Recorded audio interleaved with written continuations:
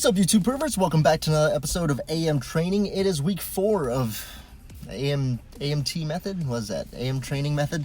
And this week we are doing, we AMRAP the squat and the bench. And it's not about, actually this week wasn't about the squat or the bench. The highlight of this week, actually before we start, let's do a thumbnail.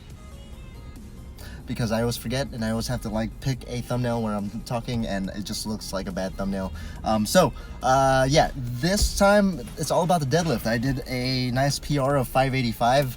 Of course we're using straps, of course we're pulling on bumper plates, of course we're pulling with sumo, so that's all cheating, right? But it is a PR for me, so 585 for a good set of 5.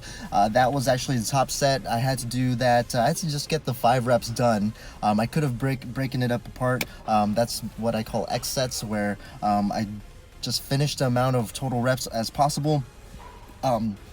Whether you had to do 5 singles or a set of 5 or a triple and then a double or whatever, however you want to slice it, that's just the way I like to program. I've talked about this before in my previous videos, so if you're not familiar with my X sets, definitely check that video out because it explains the whole reasons why I love doing X sets, which is one reason right now is because I hit a PR. It wasn't even a planned PR, but it's just how programming goes with me. You just hit accidental PRs. That's what it is. With that being said, the squat, because I don't have, my training is all over the place a little bit just because of research, but I had to squat the next day after deadlifts, and it definitely affected me. I didn't go ham on the AMRAP. I actually just did the minimum prescribed reps, which that's still progress. So the cool thing about programming yourself is that you know that even though you aren't really, if you sandbag an AMRAP, the way that my program is, you're still making progress even if you just do the bare minimum reps. So with that being said, I'm pretty happy with how this week is turning out. My shoulder is feeling a little bit better.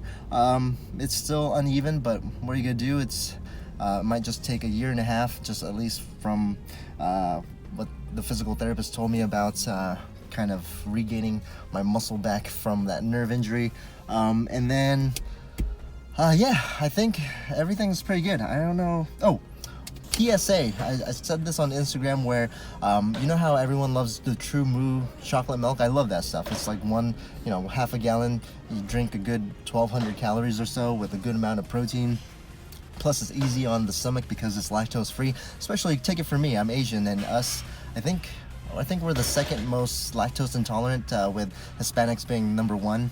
We don't handle lactose very well because, of course, it's a genetic mutation, but I'm not gonna get into that.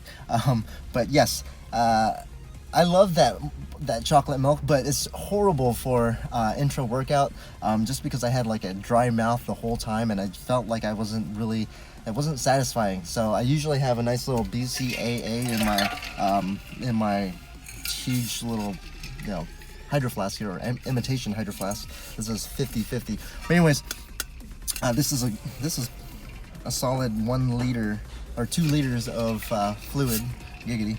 And I feel like BCAAs, I don't drink it because of this research, because the research is very, it's not limited, it's just not very convincing. It just tastes freaking good.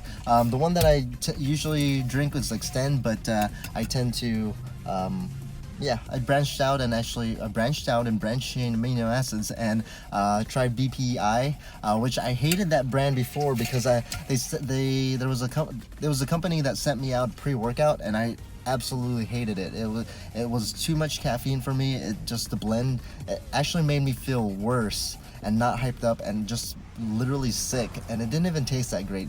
But their BCAAs are pretty damn good. So I don't really advertise that I like taking BCAAs because it's not like it's not anything crazy special, but it's just better than Gatorade because I tend to drink like something that's flavored rather than water. I tried Gatorade before. It gives me a lot of heartburn, so this is a nice alternative. Plus, even if it does do anything, then hey, might as well get a little oomph out of it. I also put creatine and citrulline malate just because, you know, creatine is the most #1 research supplement rather than, you know, protein, if you count that as a supplement, and it works. Citrulline malate, I actually like the taste of it. It's like on the sour side, so and plus it's supposed to like buffer ions. You're supposed to get more reps. Typically endurance athletes like using it, but anyways, let's go ahead and call that video there because I'm late for school. Train hard, train smart.